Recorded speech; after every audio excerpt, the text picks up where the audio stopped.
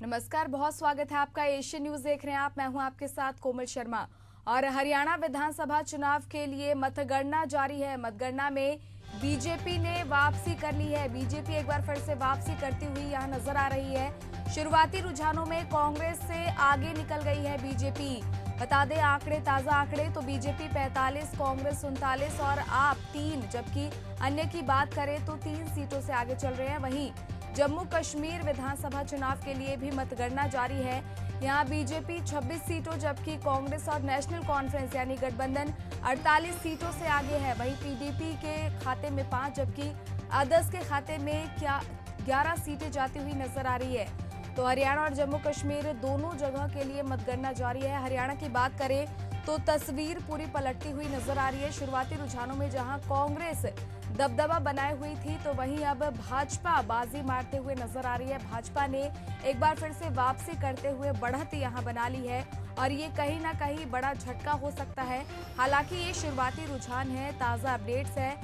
आखिरी तस्वीर तो 12 साढ़े 12 बजे के बाद ही पता चलेगी। फिलहाल दोनों ही जगह के लिए मतगणना जारी है। जम्मू कश्मीर हो या हरियाणा हो, दोनों जगह के लिए मतगणना जारी है। जम्मू कश्मीर में भाजपा के खाते में 26, जबकि गठबंधन यानी कांग्रेस और नेशनल कॉन्फ्रेंस 48 सीट, जबकि पीडीपी 5 और अदर्स के खाते में 11 सीटें जाती हुई नजर आ रही है। ये शुरुआती रुझान हम आपको बता रहे हैं, जहां हरियाणा में भाजपा की वापसी होते हुए नजर आ रही है। हरियाणा विधानसभा चुनाव के लिए मतगणना जारी है। लगातार ताजा तस्वीरें, ताजा अपडेट्स हम आप तक पहुंचा रहे हैं। और इससे पहले हमने देखा था कि कांग्रेस कार्यकर्ता जश्न मना रहे थे। शुरुआती रुझानों में कांग्रेस को बढ़त मिली थी। हालांकि बीजेपी ने वापसी कर ली है और ये बड़ी बहुमत तो नहीं कह सकते, ज्यादा डिफरेंस नहीं है दोनों के बीच, लेकिन फिर भी बीजेपी वापसी करते हुए पूर्ण बहुमत के करीब पहुंच चुकी है। ये कांग्रेस के लिए काफी बड़ा झटका हो सकता है, क्योंकि अगर भाजपा पूर्ण बहुमत का आंकड़ा पार कर लेती है तो कांग्रेस जोड़ तोड़ की सरकार भी नहीं बना पाएगी। ऐसे में कांग्रेस को ये बड़ा झटका यहां लग सकता है और कांग्रेस से भाजपा यहां हरियाणा में आगे निकलती हुई नजर आ रही है। जबकि जम्मू कश्मीर की बात करें तो वहां पे गठबंधन को तवज्जो मिल रही है। गठबंधन के खाते में ज्यादा सीटें जाती हुई नजर आ रही है। पीडीपी की अगर बात कर ले तो 5 सीटें, जबकि अदर्स 11 सीटें अदर्स के खाते में हैं। वहीं भाजपा 26 सीटों पर फिलहाल आगे है। वहीं हरियाणा में बड़ा उलटफेर होता दिखाई दे रहा है। बीजेपी रुझानों में कांग्रेस को पछाड़ते हुए आगे निकलती हुई यहां नजर आ रही है। बीजेपी 44, कांग्रेस 41, आप 2, जबकि अन्य के खाते में 3 सीटें जाती हुई नजर आ रही है। इसमें इनेलो के खाते में भी 1 सीट जाती हुई नजर आ रही है, जो अभय चौटाला की सीट है एलनाबाद से। और इसके अलावा भाजपा के कई दिग्गज नेता हालांकि इस दौरान पटकनी खाते हुए नजर आ रहे हैं, जबकि कांग्रेस यहां जाट वोटर्स को भेदने में सफल होती हुई नजर आ रही है।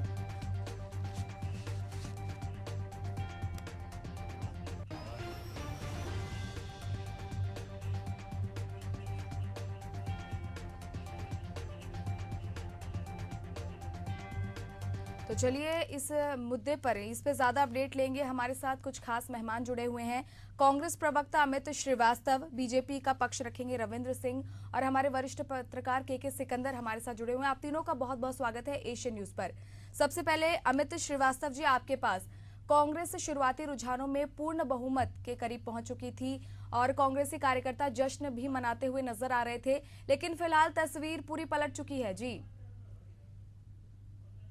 लगता है कि अभी तो रुझान शुरू हुए हैं और हम शुरू में भी कहते थे और फिर कह रहे हैं कि निश्चित तौर पे दोनों राज्यों में कांग्रेस की लहर है और प्रचंड बहुमत से हम जीतने जा रहे हैं, क्योंकि लगातार जिस प्रकार के वहां पर फीडबैक आ रहे थे और जनता की जो सोच थी, निश्चित तौर पे हरियाणा में दर्द का दशक का अंत होने जा रहा है। और आने वाले समय में आप देखेंगे जैसे जैसे रुझान के बाद जो परिणाम में परिवर्तित होंगे, निश्चित तौर पे हरियाणा में कांग्रेस की आंधी आ रही है और अब हाथ बदलेगा हालात। हम शुरू से एक बात को कह रहे हैं, क्योंकि लगातार वहां की जनता ने किसानों की समृद्धि के लिए वोट किया, युवाओं के रोजगार के लिए वोट किया, महिलाओं की सुरक्षा और सम्मान के लिए वोट किया, सामाजिक समरसता के लिए वोट किया।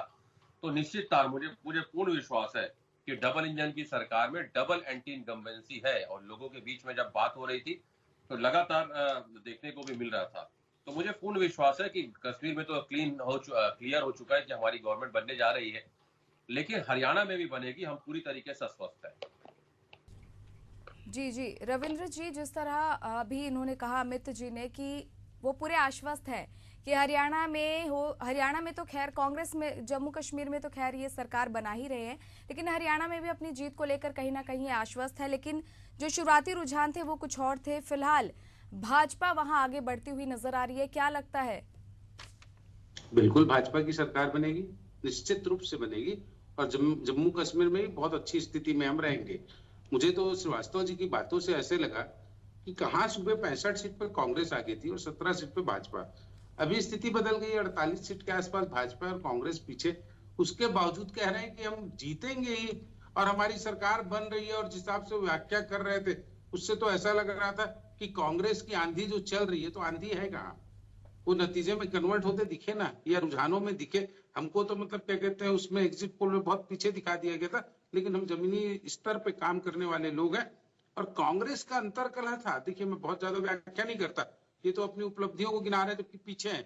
मैं आगे होने के बावजूद अपनी उपलब्धियों को नहीं गिना रहा, लेकिन मुझे पता है कांग्रेस में अंतरकलह था। कांग्रेस जातिवाद की बात करती रही, उसको कोई मुद्दों से लेना देना नहीं था, इसलिए वो हरियाणा में पूरी तरह पिछड़ेगी।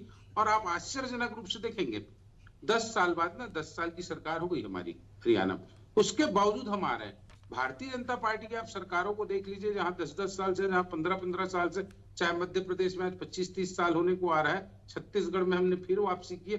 भारतीय जनता पार्टी 10-10, 15-20 सालों से लगातार राज्यों में अपनी सरकार बना रही है और कांग्रेस खत्म होते जा रही। कारण क्या है कि इन लोग केवल और केवल झूठा अफवाह फैलाते हैं, जातिवाद की बात करते हैं, संविधान पर हमला की बात करते हैं। इनके पास कोई मुद्दा नहीं है, नेता नहीं है, नेतृत्व विहीन से कांग्रेस हो चुकी है, इसीलिए हरियाणा में हारने जा रहे हैं। अब जम्मू कश्मीर में देख लीजिए, कांग्रेस की पर्सनल कितनी सीट है, पीडीपी तो 4 सीटों पे, हम तो कम से कम अभी 28 से 30 सीटों पे। और बड़ा परिवर्तन है ना 2014 के बाद से 2024 के इस चुनाव पे। इस बार जब चुनाव हुआ है, जब शपथ ग्रहण होगा, तो जम्मू कश्मीर का झंडा नहीं रहेगा, तिरंगा का झंडा रहेगा। और धारा 370 के बाद जो स्थितियां बदली, मैं कह रहा हूं कि हम कम से कम 40 सीट लाएंगे और 5 विधायक जो राज्यपाल मनोनीत करेंगे। बहुत अभी थोड़ा सा समय 12:30 तक का देखिए, फिर भी जम्मू कश्मीर में हम बहुत अच्छी पोजीशन पे रहेंगे। कांग्रेस का वहां सुपड़ा साफ हो चुका है और हरियाणा में भी साफ हो चुका है। ओवरऑल दोनों राज्यों की स्थिति की आप तुलना करेंगे, भारतीय जनता पार्टी कांग्रेस से बहुत ज्यादा आगे है और बहुत आगे ही रहेगी। जी अमित जी, जिस तरह अभी रविंद्र जी ने कहा कि कांग्रेस झूठ की राजनीति कर रही है, इसलिए उसका सुपड़ा साफ हो रहा है, जो जमीनी स्तर के मुद्दे हैं वो भाजपा उठा रही है, ऐसा इनका कहना है। जी देखिए, जिस प्रकार से इनके सबसे बड़े नेता प्रधानमंत्री जी खुद हार मान चुके हैं, क्योंकि इस बार उन्होंने सिर्फ 4 रैलियां की हैं। लोकसभा चुनाव में उन्होंने 7 रैलियां की थी और पिछले विधानसभा चुनाव में हरियाणा में उन्होंने 11 रैलियां की थी। और 2014 में जब इनकी सरकार आई तो इनका नारा था हरियाणा में भी मोदी सरकार। और उसके बाद 2019 में इन्होंने कहा अब की बार फिर हरियाणा में मोदी सरकार। और इस बार इनका नारा है भरोसा दिल से, भाजपा फिर से। मतलब मोदी जी को इन्होंने गायब कर दिया। और लगातार मैं आपको बता दूं कि जिस प्रकार से किसानों के साथ बर्ताव किया गया, पहलवानों के साथ बर्ताव किया गया, जवानों के साथ बर्ताव किया गया, युवाओं के साथ बर्ताव किया गया, निश्चित तौर पे मैं आपको वही चीज कहना चाहता हूं कि लगातार वहां की जनता ने यह डिसाइड कर लिया है कि इस बार बीजेपी को कहते हैं ना कि बीजेपी को सबक सिखाना है और बीजेपी का डब्बा गोल होने जा रहा है निश्चित तौर पे। और आने वाले समय में जब परिणाम में परिवर्तन होंगे रुझान, तो निश्चित तौर पे आप देखिएगा कि वहां पर कांग्रेस की प्रचंड बहुमत से सरकार बनेगी। और भाजपा, कहते हैं ना कि अब वहां की जनता ने डिसाइड कर लिया था कि भाजपा जा रही है और कांग्रेस आ रही है। और ये शुरुआती रुझानों में भी दिखा है और अंतिम जब परिणाम आएगा तब भी यही स्थिति रहेगी। जी चलिए, इस पर चर्चा के लिए हमारे साथ वरिष्ठ पत्रकार के सिकंदर जी भी जुड़े हुए हैं। के सिकंदर जी, जिस तरह हम देख रहे हैं कि दोनों ही पार्टियों खैर अपनी अपनी जीत को लेकर आश्वस्त है, दोनों ही दावे कर रही है कि उनकी सरकार बनेगी, लेकिन अंदरूनी कलह की जो बात उठी, या एक मुद्दा उठा, तो भाजपा में भी वो नजर आता है और कांग्रेस में भी वो नजर आता है। तो किसको कितना नुकसान हो सकता है? अंदरूनी कलह तो राजनीतिक पार्टी का ये स्वभाव है, उसमें होता है, क्योंकि नेताओं में महत्वाकांक्षा होती है। हर आदमी आगे बढ़ना चाहता है और इसलिए अंतर कलह होता रहता है। लेकिन बीजेपी और कांग्रेस के बीच का जो अंतर कलह है उसमें दो बड़े अंतर हैं। बीजेपी का जो अंतर कलह होता है तो उससे बीजेपी को बहुत फर्क नहीं पड़ता, क्योंकि नेताओं के बीच अंतर कलह होता है, कार्यकर्ता उसके फिक्स होते हैं, कार्यकर्ता इधर उधर नहीं जाते हैं। लेकिन कांग्रेस का जब अंतर कलह शुरू होता है तो उसके साथ जो नेता होते हैं उसके समर्थक भी नाराज होते हैं और वो सीधा सीधी असर डालते हैं। बीजेपी का कार्यकर्ता नाराज होता है तो बहुत से बहुत वो कहेगा या तो वोट नहीं डालेगा, और डालेगा तो केवल अकेला, किसी को प्रेरित नहीं करता है। लेकिन कांग्रेस का कार्यकर्ता अगर नाराज होता है तो वो कांग्रेस के अगेंस्ट वोटिंग करता है। ये अक्सर चुनाव में देखा गया है। तो दोनों की गुटबाजी में बड़ा अंतर है, बीजेपी की गुटबाजी में और कांग्रेस की गुटबाजी में। हरियाणा में भी कमोबेश स्थिति यही है। हमारे हरियाणा में गुटबाजी कहाँ से शुरू हुई, जब हुड्डा वापस चाहते थे कि उनके परिवार के पास ही मुख्यमंत्री पद हो, और उधर शैलजा जो है वो चाहती थी कि हमें मुख्यमंत्री पद मिले। हालांकि अभी शैलजा खामोश है और राहुल गांधी ने प्रयास किया और मंच पर एक साथ मिलकर हाथ मिलाया, लेकिन हाथ के साथ दिल कितने मिले ये कहना बड़ा मुश्किल है। और मतदान के बाद जो है जो शैलजा के समर्थक है उन्होंने क्या किया, हुड्डा के समर्थकों ने क्या किया, ये तो मतदान के बाद परिणाम बताएगा कि क्या स्थिति रहेगी। लेकिन गुटबाजी दोनों में है।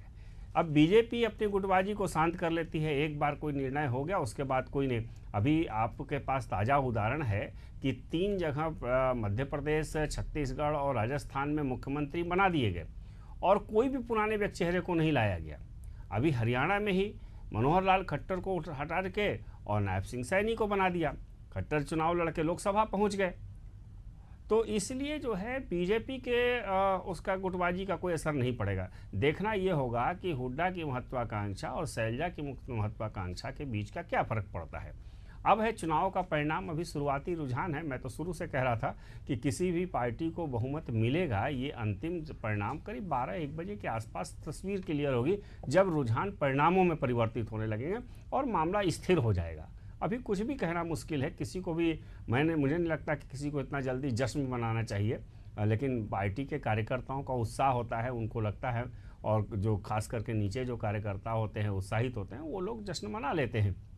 जी अमित जी, जिस तरह अभी सिकंदर जी ने भी अंदरूनी कलह की बात कही, तो कांग्रेस में भूपेंद्र हुड्डा और कुमारी शैलजा के बीच काफ़ी समय से खींचतान नजर आ रही है। जिस तरह कांग्रेस में देखा जा रहा था कि भूपेंद्र हुड्डा सीएम पद की दावेदारी को लेकर बिल्कुल आश्वस्त थे, तो वहीं कुमारी शैलजा भी कहीं ना कहीं फिर से इस रेस में शामिल हो गई है। हालांकि उन्हें टिकट नहीं दिया गया विधानसभा चुनाव लड़ने के लिए, लेकिन उसके बावजूद वह कहीं ना कहीं खुद को अपना मुख्यमंत्री दावेदार जरूर मानती हैं। तो इस कश्मकश से कैसे निपटेंगे? देखिए, इसे कश्मकश नहीं कहा जाता। राजनीति में निश्चित तौर पे आपकी एक्सपेक्टेशन होनी चाहिए, और निश्चित तौर पे कार्यकर्ता के नाते हर कार्यकर्ता में होती है। और लगातार आपने जिनका नाम लिया, शैलजा जी, वो हमारी प्रभारी भी रही हैं, हमारे अच्छे संबंध हैं, तो मैं उन्हें बहुत करीब से भी जानता हूँ। और निश्चित तौर पे वो अभी सांसद भी हैं, कई सारे पदों को उन्होंने सुशोभित भी किया है। लेकिन ऐसा नहीं है कि सिर्फ कांग्रेस में ऐसा है।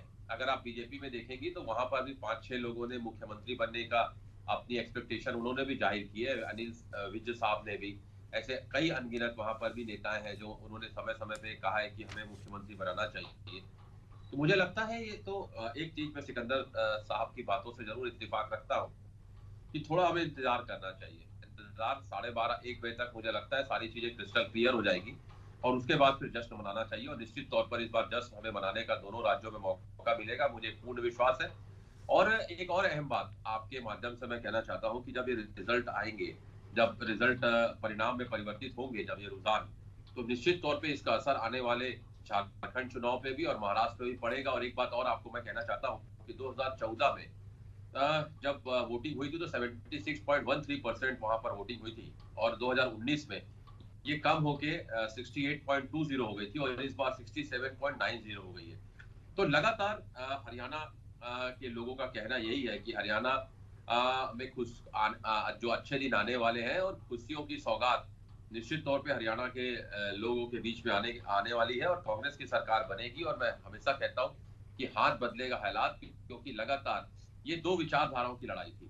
और इस विचारधारा की लड़ाई में मुझे जी पूर्ण अमित जी, विश्वास कहीं है। ना कहीं आप भाजपा को हरियाणा में जिम्मेदार मान रहे हैं कि वोटिंग प्रतिशत जो कम हुआ है, कहीं ना कहीं भाजपा का इसके पीछे कोई ना कोई कारण हो सकता है।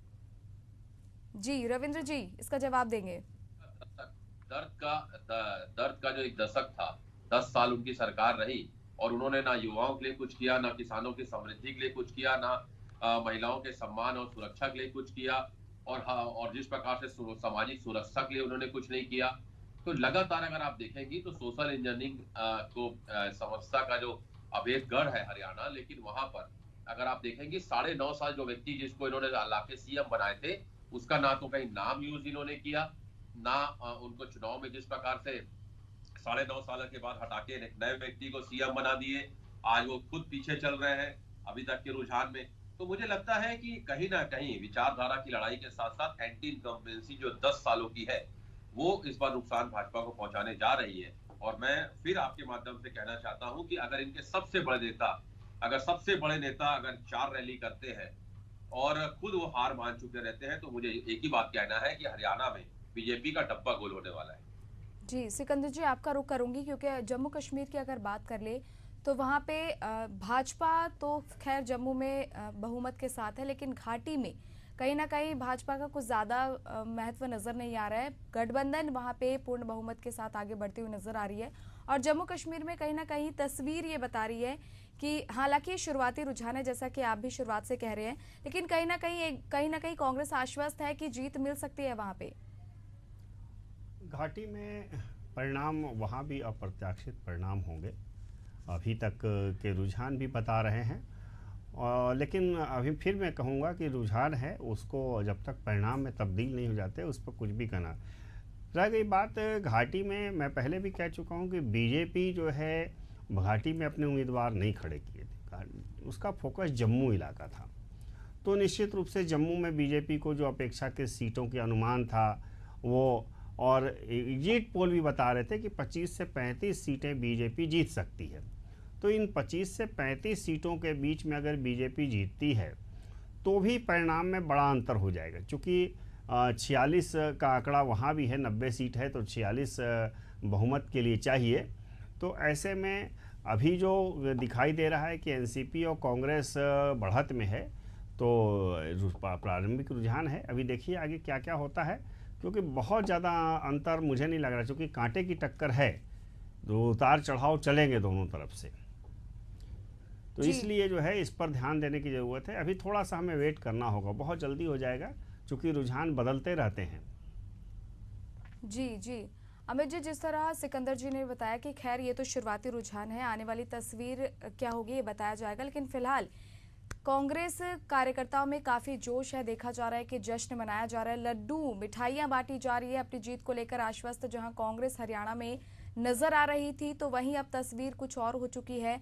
हालांकि हम बार बार कह रहे हैं कि ये शुरुआती रुझान है, परिणाम 12 साढ़े 12 बजे के बाद ही तस्वीर साफ हो पाएगी कि किसके खाते में सत्ता की चाबी जाने वाली है। लेकिन फिलहाल अगर वहां के मूलभूत अगर मुद्दों की बात करें, जिस तरह किसान आंदोलन हो या रेस्टलेस प्रोटेस्ट हो, तो कहीं ना कहीं इसका फायदा कांग्रेस को मिलता हुआ नजर आ रहा है। जी निश्चित तौर पे हरियाणा में 36 बिरादरियों की सरकार बनने जा रही है और सबका हिस्सेदारी वाली सरकार बनने जा रही है, न्याय की सरकार बनने जा रही है और कांग्रेस की सरकार बनने जा रही है। निश्चित तौर पे हम ये मान चुके हैं कि जिस प्रकार से जो मुद्दे वहां पर थे, चाहे किसानों की समृद्धि के लिए, युवाओं के रोजगार के लिए, महिलाओं के सम्मान और महिलाओं की सुरक्षा और सम्मान के लिए, और आपने ठीक कहा कि क्या किसान भाई वोट देने से पहले ये भूल जाएंगे कि उनके साथ केंद्र में बैठी हुई सरकार ने क्या किया था, और उसी बॉर्डर पे उसी की राज्य सरकार की डबल इंजन सरकार में उन्हें किस प्रकार से प्रताड़ित किया गया था, कांटे भरे तारों से जिस प्रकार से उनके साथ सौतेला व्यवहार किया गया था। प्रधानमंत्री अमेरिका से आके अपने महल को तो देखने चले गए थे, लेकिन किसानों से मिलने नहीं गए। 7 से 50 किसानों की जान चली गई। युवाओं को रोजगार की आस थी, लेकिन उन्हें रोजगार नहीं मिला। हमारी खिलाड़ी बहनों के साथ किस प्रकार का अत्याचार हुआ था। तो मैं लगातार आपके माध्यम से कहना चाहता हूं कि जिस प्रकार से जब अपना वोट देने कोई जाएगा तो ये कैसे भूल जाएगा इस सारी घटनाओं को, और लगातार चाहे एक एक वोट जो रहेगा वो संविधान की रक्षा के लिए लोगों ने वोट किया है। और मुझे पूर्ण विश्वास है कि देश के जो खास करके हरियाणा ने हमेशा इस देश में परिवर्तन की आंधी लाई है, और मुझे पूर्ण विश्वास है कि जब हरियाणा का रिजल्ट और जम्मू कश्मीर का रिजल्ट आ जाएगा तो ये भी क्लियर हो जाएगा कि चाहे कश्मीर हो, चाहे हरियाणा हो, चाहे पंजाब हो, चाहे हिमाचल हो, लगातार बीजेपी का सुपड़ा साफ पूरे ऊपर भारत के ऊपरी राज्यों से हो चुका होगा। और अब जनता समझ चुकी है कि ये जुमलेबाज सरकार है, इनकी कथनी और करनी में बहुत फर्क होता है। और कहते हैं ना कि कहीं हंगामा ना हो जाए, कहते हैं ना कि हम इसलिए चुप हैं कि कहीं हंगामा ना हो जाए, वरना इनके हर सवालों के 100 जवाब है। तो लगातार जिस प्रकार से जो मुद्दों पे चुनाव लड़ा गया और वहां की जनता में जो आक्रोश था, अपने मताधिकार के प्रयोग से जनता ने वो ईवीएम मशीन में उसे प्रदर्शित किया है। और मुझे पूर्ण विश्वास है कि इस देश में जो प्रतिशोध की राजनीति चल रही है, जो उत्पीड़न की राजनीति चल रही है, जो एजेंसीज की जो मिसयूज की राजनीति चल रही है। जी अमित जी, जिस तरह आपने ईवीएम की बात कही और सरकारी एजेंसियों के दुरुपयोग की बात कही है, तो हर बार हम देखते हैं जब भी कांग्रेस के खाते में हार आती है तो वो कहीं ना कहीं ईवीएम पर अपनी हार का ठीकरा फोड़ते हैं, या फिर ये कहते हैं कि सरकार द्वारा ईवीएम के साथ छेड़खानी की गई है या जीतने वाली पार्टी की तरफ से। तो अगर इस बार जीत मिलती है तो क्या इस बार ईवीएम में गड़बड़ी नहीं होगी? देखिए, मैं यही चीज अपने को हम लोग को समझना पड़ेगा। हम तो इस चुनाव पे भी पहले कहे थे, लोकसभा चुनाव के भी पहले, कि एक बार बस जिस देश में 32 पार्टी अगर ईवीएम का विरोध करती है तो ऐसी क्या मोहब्बत है बीजेपी को कि वो ईवीएम से ही चुनाव चाहती है। अगर देश की 32 पार्टी अगर ईवीएम से चुनाव नहीं चाहती तो बीजेपी को ऐसा क्या विश्वास है, अपने कामों पे विश्वास नहीं है या ईवीएम पे ज्यादा भरोसा है? ये भी बीजेपी के लोगों को बताना पड़ेगा, जनता को। और इतना घबराती क्यों है बीजेपी? जब कहते हैं कि बैलेट से चुनाव होना चाहिए तो बीजेपी एकदम तिलमिला जाती है। बीजेपी के नेता प्रवक्ता हमसे लड़ने बैठ जाते हैं कि इन्हें ईवीएम पे भरोसा नहीं है। तो मुझे लगता है एक बार जरूर इस देश में, देखिए अभी रिजल्ट नहीं आया है, उसके बाद भी मैं आपको कह रहा हूं कि हमको एक बार जरूर बैलेट से चुनाव कराना चाहिए और कह देना चाहिए कि ये आखिरी बार है। अगर इस बार अगर आपने कुछ जो भी रिजल्ट आए, लेकिन मुझे लगता है एक बार बैलेट पेपर से चुनाव जरूर कराना चाहिए, तब दूध का दूध और पानी का पानी होगा। चलिए आपके सवालों का जवाब भी रविंद्र जी से ले लेते हैं क्योंकि वो भी हमारे साथ जुड़े हुए हैं। रविंद्र जी, लगातार ईवीएम को लेकर सवाल उठते आए हैं, सरकारी एजेंसियों को लेकर सवाल उठते आए हैं। अभी भी अमित श्रीवास्तव जी उसी को लेकर बात कर रहे थे, क्या कहेगी बीजेपी से लेके?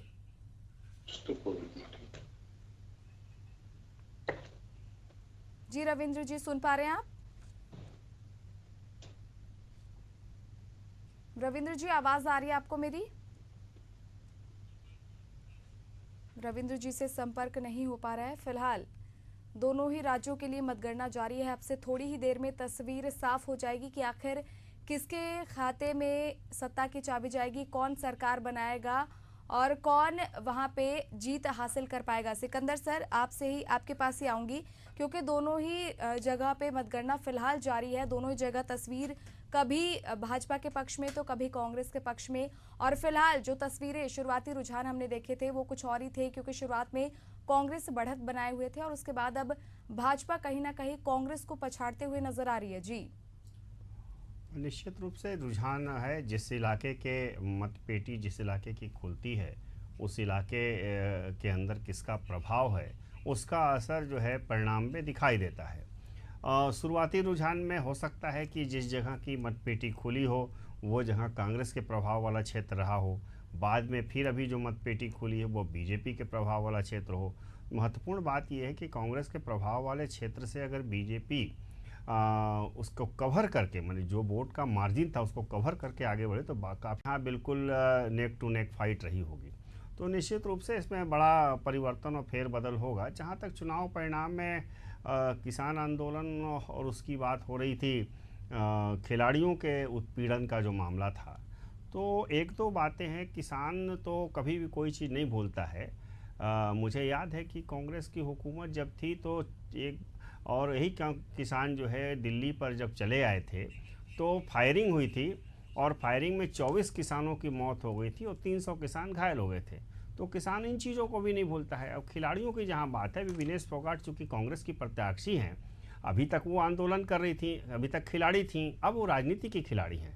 तो उन्हें उसका जवाब राजनीतिक रूप से भी देना जी पड़ेगा और सिकंदर कांग्रेस को जी, भी देना। दोनों जिस तरह किसानों की और खिलाड़ियों की बात करें तो दोनों ने ही आक्रोश जताया था भाजपा के खिलाफ और जोरदार प्रदर्शन किया था, सड़कों पर उतरे थे दोनों ही पक्ष के लोग। तो फिलहाल आगे भी आपसे अपडेट लेते रहेंगे। आप सभी मेहमानों का बहुत बहुत धन्यवाद। बढ़ते आगे, जहां राजधानी